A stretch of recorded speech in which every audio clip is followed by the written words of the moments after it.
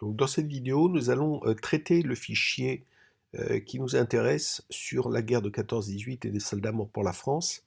Elle fait suite à la première vidéo et on travaille dans Google, donc dans le tableur de Google.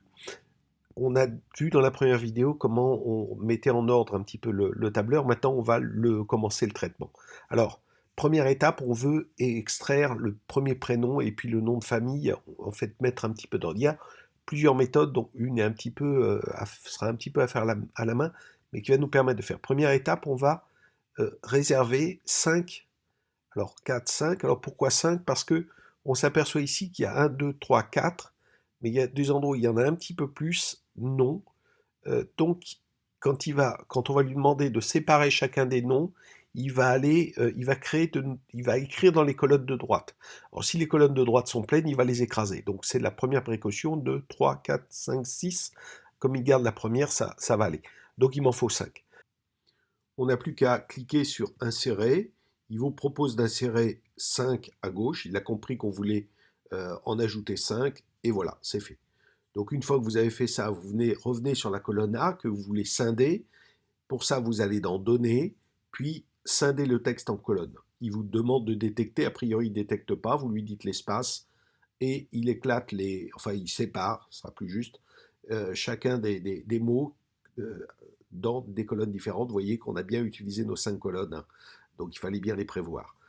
Là, alors quel est le problème de cette méthode-là? C'est que ici, ben, le nom de famille se retrouve à la troisième colonne, là, à la deuxième, là, il va se retrouver à la quatrième, et ainsi de suite. Donc, méthode, c'est de le faire à la main. L'intérêt d'un tableur, c'est quand même pas de faire les choses à la main.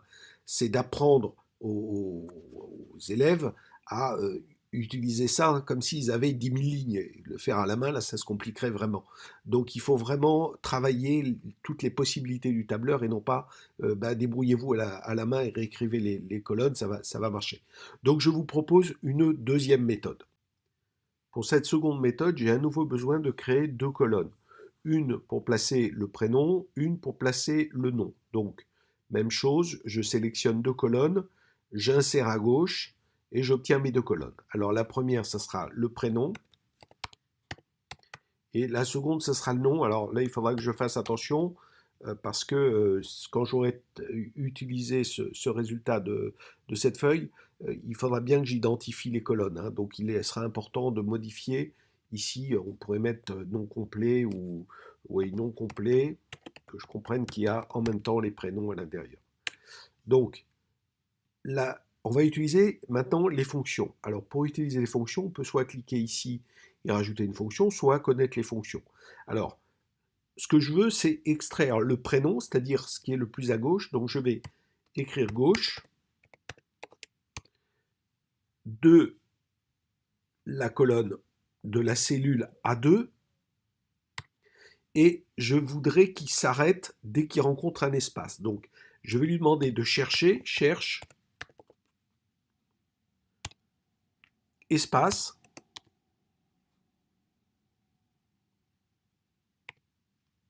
de, pareil, ce champ, cette cellule A2. Je ferme une parenthèse, j'en ferme une deuxième et je clique, je valide. Pour l'appliquer à tous, je clique 2 fois violemment, enfin violemment, le mot est excessif. Et j'ai maintenant les prénoms, le premier prénom de gauche de ce que je voulais, c'est-à-dire de la colonne. Pour extraire le nom de famille, cela est un petit peu plus compliqué, parce que s'il existe bien la fonction droite qui nous permettrait de partir depuis le nom de famille, comment dire, la fonction cherche, elle ne part toujours de la gauche, donc elle ne trouvera pas elle trouvera le premier espace, mais pas le dernier. Donc on a un petit problème. La fonction à utiliser est un petit peu complexe, donc je me contente de vous la donner, je la réécrirai pour que vous l'ayez sous les yeux. Il suffit juste de la copier et de l'utiliser telle qu'elle, mais globalement, alors en plus il l'a traduit hein, en anglais, mais globalement c'est STXT, et puis vous cherchez et vous remplacez le premier espace que vous remplacez par un caractère complètement farfelu, dont vous êtes certain que vous n'allez pas le croiser dans un nom d'une de ces personnes, donc le mu, il n'y a aucune chance. Et puis, vous calculez la longueur et vous substituez au fur et à mesure que vous rencontrez jusqu'au dernier moment. Et là, vous obtenez bien le dernier nom. Donc, voilà, et vous validez après pour que ça s'applique sur l'ensemble et vous avez bien les noms, c'est-à-dire le dernier nom de la colonne A. Alors, la deuxième opération à faire, c'est le traitement de la colonne D. Qu'est-ce qu'on veut de cette colonne D? On veut récupérer juste la date de naissance. Pour cela, on va insérer une colonne, donc à gauche toujours, et puis ça sera ici date de naissance.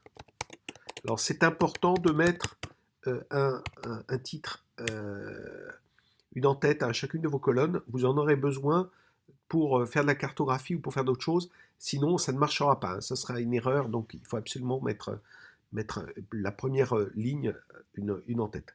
Donc, qu'est-ce qu'on veut récupérer? On veut récupérer juste 28 08 1898. Donc, on va utiliser la fonction stxt qui permet d'extraire une partie du texte d'une cellule. Donc, la cellule d'origine, c'est D2 en l'occurrence, point virgule, et qu'est-ce qu'on veut extraire? On veut extraire juste la date, donc à partir de 1, 2, 3, 4, 5, 6, 7, 8, 9, 10, 11, 12. Donc 12, et puis la longueur de la date, c'est 2, 3, 4, 5, 6, 7, 8, 9, 10. Donc point virgule, 10, ça devrait le faire. J'espère que je ne me trompe pas. Voilà, ah ben, je me suis trompé quand j'ai fait mon addition. C'est pas 10, c'est 11. Donc ici, on va mettre 11 et ça devrait marcher. Donc voilà, c'est mieux.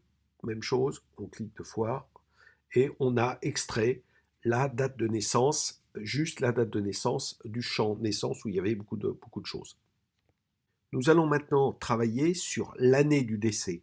Alors pourquoi l'année du décès? Parce qu'on veut représenter une carte et on veut associer, enfin regrouper les gens en fonction de l'année. Donc ça sera plus facile. On va donc insérer une colonne, donc toujours à gauche, et ça sera l'année du décès. Encore une fois, on met une en-tête. Donc pour récupérer l'année du décès, on va utiliser la fonction année. Alors peut-être que le marchand est d'ailleurs en français. Et on va mettre la cellule correspondant. On ferme, entrée, et on a tout de suite 1918, ce qui nous va très bien.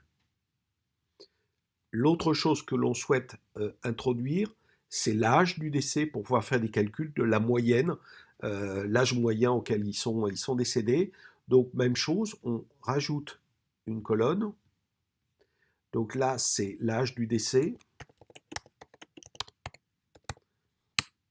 Et pour calculer l'âge du décès, on va utiliser à nouveau une fonction et on va faire une différence entre la date du décès et la date de naissance. Il faudra faire attention à ce que nos champs, que ce soit la date de naissance et la date de décès, soient bien des champs texte, des champs date, pardon, sinon on aura un petit problème. Donc la fonction qu'on va utiliser, c'est datediff, donc date. Alors il nous la propose, hein, date diff, et puis il nous explique que c'est la date du début, point virgule, la date de fin, et puis ce qu'on veut extraire. Hein. Donc en l'occurrence c'est l'année. Donc la date de début, elle est ici, point virgule. La date de fin, elle est ici, point virgule, et puis Y, c'est-à-dire l'année. On ferme la parenthèse et on a l'âge